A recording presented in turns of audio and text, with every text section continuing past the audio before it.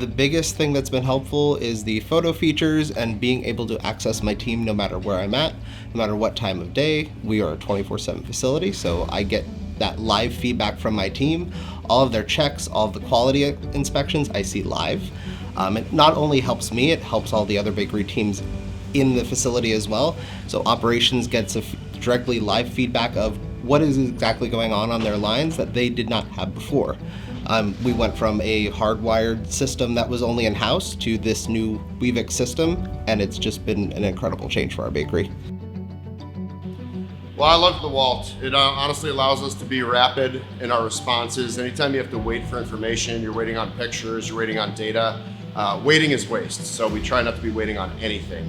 So really that's what I appreciate the most about the Walt, is that it's super rapid. Get in touch with somebody in a millisecond. Everybody's allowed to have theirs on the floor. You can drive accountability to the front line. Everybody's responsible for having one. Should be no incident that goes by where we're waiting for 10 minutes or waiting for 20 minutes. If you got the Walt, you got a rapid response.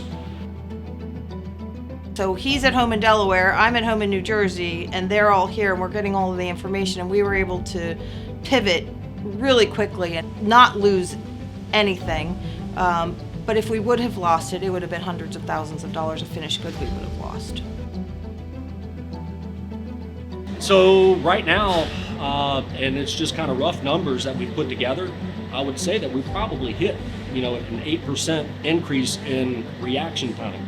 And so that's good, which reverses back to an 8% decrease in the downtime, because production can send us a picture of the belt that broke instead of us having to go out and identify the belt.